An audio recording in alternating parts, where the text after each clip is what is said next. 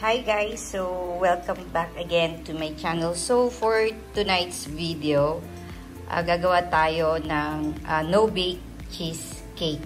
Okay, so this is just my version. So ito lang yung mga ingredients ko. So optional yung iba dito guys ha.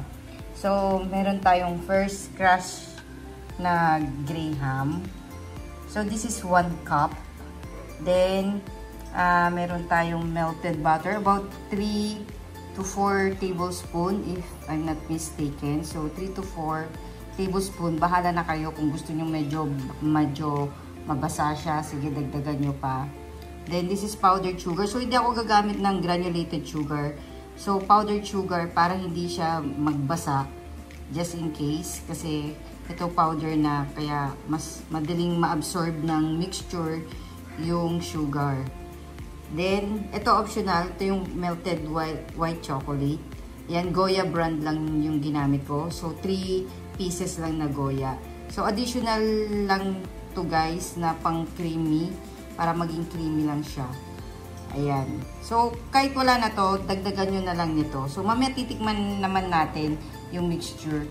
Then, we have 2 blocks of Philadelphia. Gamit tayo ng Everwhip. Vegetable cream. Ayan, kung familiar kayo dito. Or any cream, whipping cream na meron kayo. Ayan, para mag-volume lang siya. Kaya ako gagamitan ng whipping cream. Ayan, so, madali lang naman siya. So, ayan. So, simple lang na no-bake cheesecake lang. Tapos, guys, ito yung nabili ko sa DIY. So, this is 8 centimeter lang. Maliit lang ito na spring form pa sa Mr. DIY. Yan, makapal-kapal siya at mabigat. Ayan, so, yun nga lang style niya. Okay, so, start na tayo guys.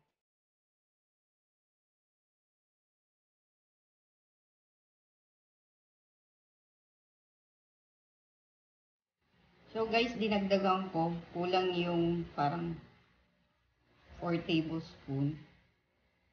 So, ginawa ko siya mga 5. So, tansyahin nyo na lang ha. Mas importante, kaya niyang dumikit sa pan.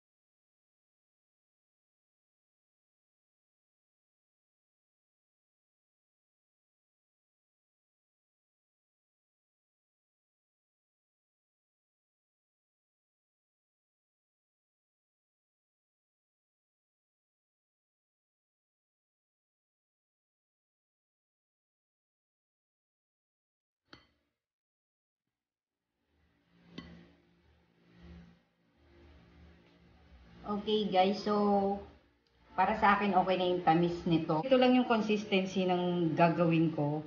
Ayoko nang masyadong basa kasi wala tayong gelatin dito na nilagay. So, pure whipping cream lang, tsaka yung cream cheese. So, yun lang yung ginawa natin. So, winip lang natin mabuti para mag-mix lang yung whipping cream at saka yung cream cheese. Okay, so wag nyo na masyadong i-overwhip, baka mag-curd na siya. Mahirapan uli kayo. Okay, so ganito lang din. Kunin na natin yung pan. So, ibubuhos na natin tong mixture.